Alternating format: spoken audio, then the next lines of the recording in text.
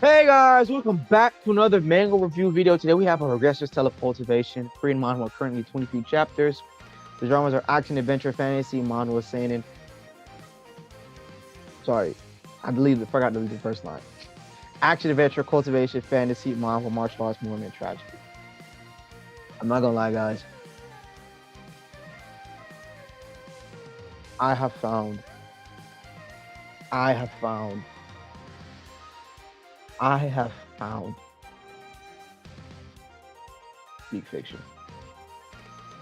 I have found a manhwa that makes me feel like I'm reading Chinese cultivation again for the first time. Murim again for the first time. I feel like I found I found gold, man. Everybody always talks about, oh snap, if you become a reader, you end up in this perpetual cycle of trying to find the next big high, the next big hit, the next big puff, you know? Like, oh my goodness, you've done so much, you have to up the doses. Oh my, when I tell you, I finally, I finally found it. Guys, I read this thing today. Like the day I recorded this is the same day. The day I'm recording this video is the same day I found it. I read it front to back, and I'm telling you, I'm reading the light novel. Um, I'm not gonna lie, guys. I haven't been talking too much about other projects I'm working on. I want to write my own novel, my own Chinese cultivation and Murim novel, bro, bro, bro. The writer of this literally did my idea before I did, and I'm shocked because it's already a tough concept to merge Murim and Chinese cultivation because usually most writers make them separate from each other. But to put them in the same world and make them distinct but connected is just pure bliss and peak fiction. I'm not gonna lie, guys. I've dreamed of this. I'm so happy to find this manhwa. Like, I'm about to cry, bro. Like, this is one of the best manhwas I've ever read, and I have to read the light novel. Like, I must read the light novel. I literally just watched a guy do a 6 minute review on it, and I'm like, man, I probably should do more videos like that. But your boy's lazy, doesn't know how to edit. For real. I'm sorry. I'm trying to get better, guys. I actually am. But I think you should read this, especially if you're a fan of Morim and are and cultivation is something that's not scares you, but is interesting. Interesting. It intrigues you. I think this is the best way to draw the differences between the two. Obviously, the light novel is going to get into better detail and explanations, but I finally read something that's not an escapism, but it's authentic to the human experience. Like, I read so many manhwas, I read so many stories, isekai, Chinese cultivation, where the characters get super strong, but slowly lose their humanity, or just keep doing stuff that's just I find either dumb or very closed-minded, very thinking of pleasure and indulgences. There you go. They go very carnal, and they lose sight of their humanity, morality, and it's like power fantasy. And I'm like, I don't want to read just another power fantasy. I want to read those stories where the characters grow, develop, become strong, become wise, you know, become strong, but not in the absence of their own character and personality. I've read this and I'm just in awe at how human he is and how talentless he is and how he hates it. He battles against it, but he does use it as an excuse to hate people or think less of people. And maybe that's subject to change in the future. But like, I have the same when I read Eternally Regressing Night, I get hyped up. When I read this is to me what worthless regression should have been.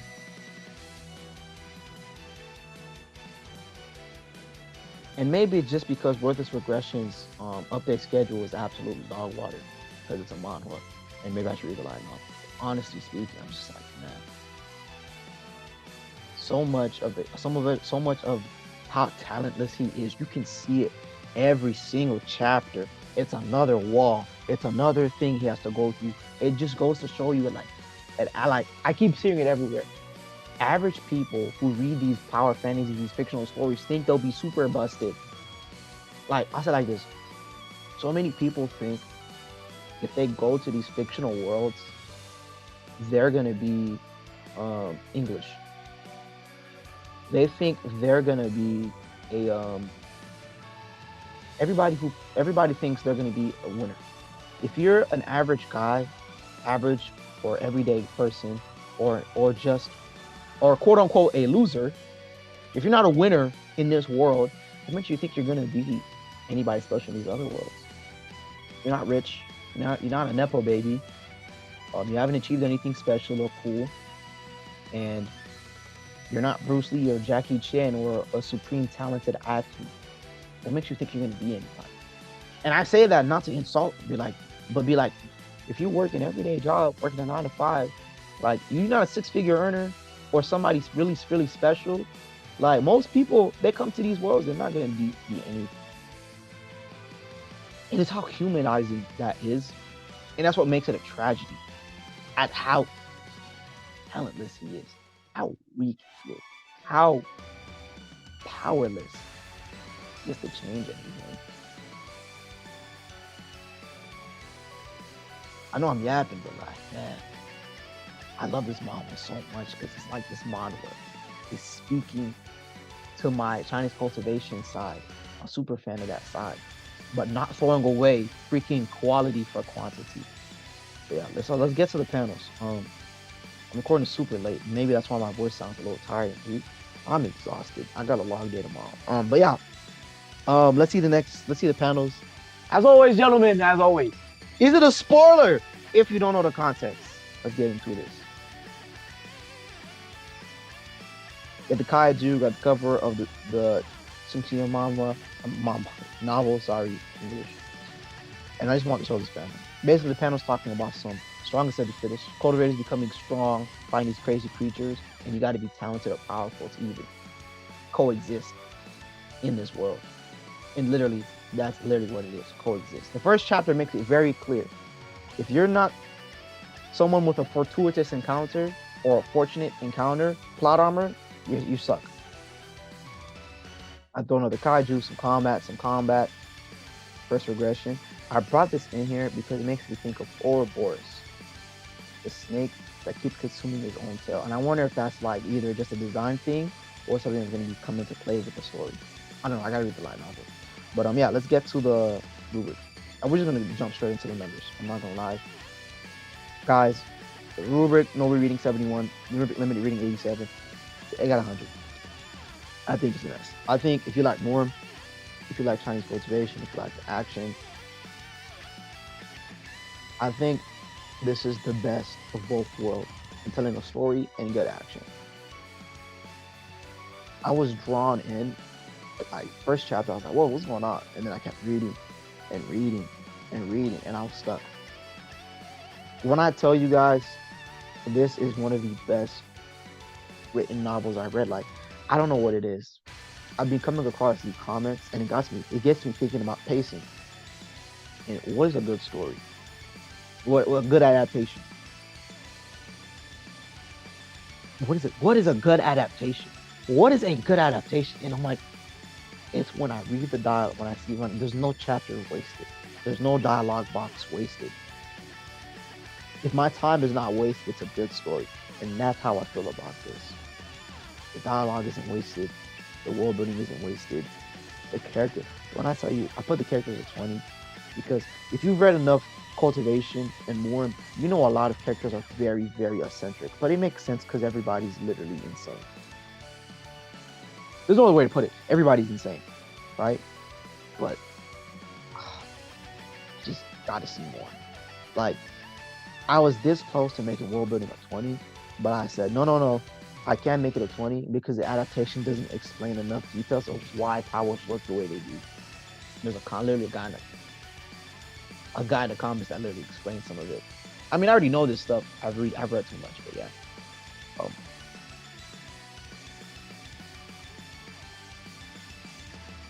I really think this is going to be one of the greats. Like, if you ask me off the top of my head, what's going to be one of the greats? Eternally Regressing Night. This one. I forgot another Manhwa I read. And it was just really good. And and I like it because it's not action first or art first. It's story. Like you love the characters, you love the story. And like the main character is pathetic. But he's not red a girlfriend pathetic. He's talentless pathetic. And you can see how talentless he is. Like I'm tired of these stories that you read, and the characters say they're talentless, they're talentless, they're talentless. But like you get to see it, you live it, and you respect it. Because worthless regression, Homeboy is talentless.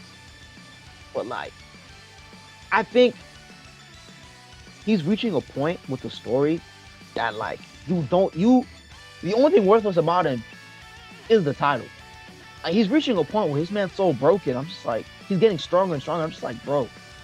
And like how the plot is revolving around him and making him this figure that we're slowly learning more about.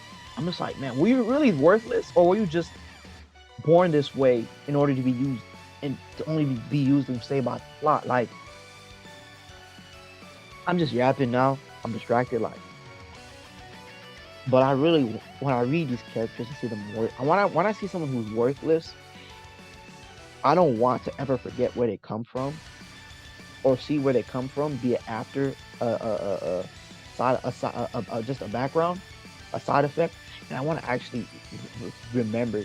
I want the characters to actually let me know that to remember that feeling of where they come from, or like, oh snap, he was very talentless here, but he was super talented in other places, or things of that nature. I know I'm yapping. I gotta do it. Man, it's making me think about other videos. Ethan on everything is an inspiration to me right now. Shout out to the homeboy. He's the GOAT for real. But yeah, let me know what you guys think in the comments below. Have a good one. And as always, ladies and gentlemen,